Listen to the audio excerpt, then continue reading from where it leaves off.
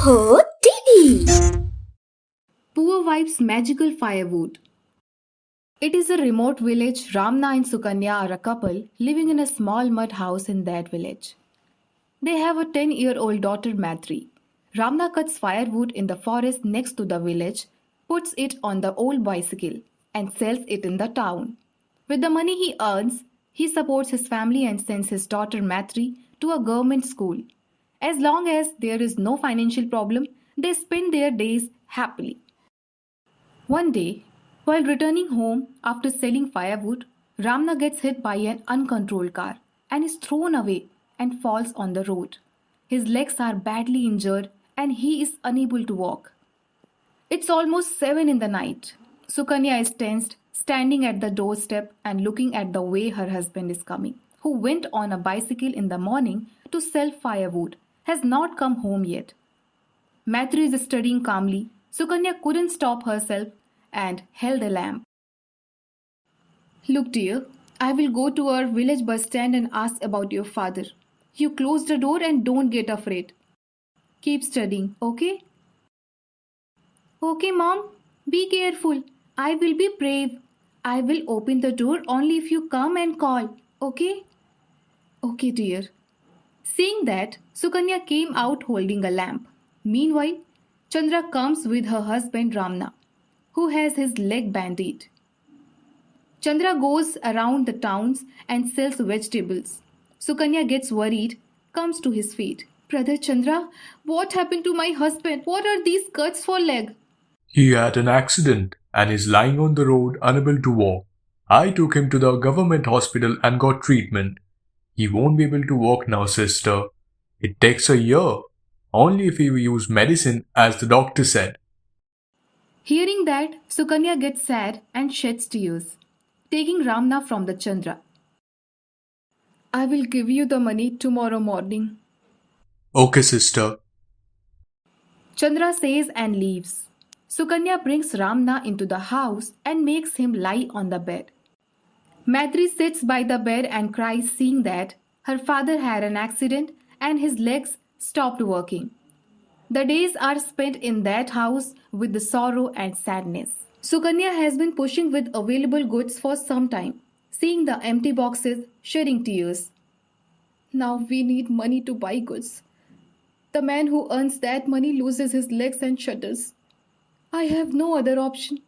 I need to cut the trees and sell firewood. Thinking that, she took a firm decision and went to her daughter by carrying an axe. My dear, I am going to the forest for firewood. You sit with your father and study. I will come soon. Yes, I will take care of my father. Sukanya, don't go inside the forest. A big tiger roams around. Cut firewood around the dirt road. Okay, do watch our daughter. Saying that, she takes the axe and goes to the forest. Instead of going inside as her husband told her, she started cutting firewood around the mud path. After some time, while returning home carrying the firewood, an old woman was laying on the dirt road. She took her water bottle and sprinkled the water on her face. The old woman opened her eyes and said, My dear, my sons threw me out of the house. I will hide in your house for 3 days, dear. It is enough for me to have rice every day. I don't ask for anything more than that. What?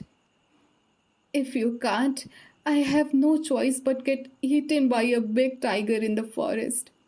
Hearing that, Sukanya felt sorry. Having nothing else to do, she takes that old woman and comes home. Matri liked that old woman, saying Grandma, she is lovingly chattering. The rain that started that night continued to rain for 3 days without any break. So Sukanya is not going to the forest, not cutting firewood, and no selling. It puts even more burden on her. Ramna and Sukanya felt very bad about their situation where they can't even provide food for their kids. Mom, I'm very hungry. Give me something to eat. You're watching, right? Rain wasn't stopped. I am not going to the forest, not cutting trees, not selling them. No goods in our house. What should I give you? Drink some water. How many days should I drink water like this? Sukanya is silent. because she cannot answer her daughter's question. Ramna is crying. It has been 3 days since the old woman came. She eats meal a day for 3 days in whatever they had. On the fourth day, early morning, the old woman turns into a fairy. Everyone will be shocked to see it. After that, came to consciousness. Both Sukanya and Maitri will do namaskar. Ramna, who is laying in a bed, did the same. Look, Sukanya, I am a goddess. I have become a victim of an accidental mistake. Now I have slept 3 times in your house with your good heart. I ate 3 meals of rice.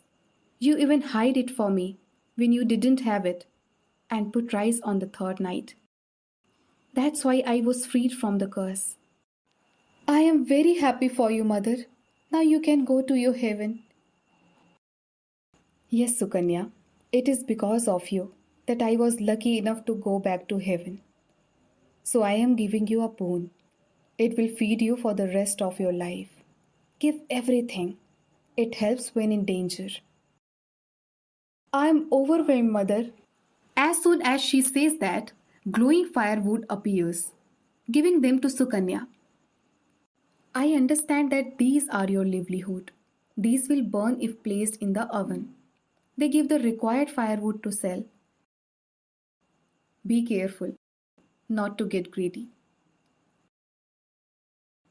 Are you leaving, Grandma? Yes, dear. Please don't go, Grandma. Stay with us here. Let's play. Let's try it. Let's study wisely. Saying this, Maitri burst into tears, seeing that even the goddess sheds tears.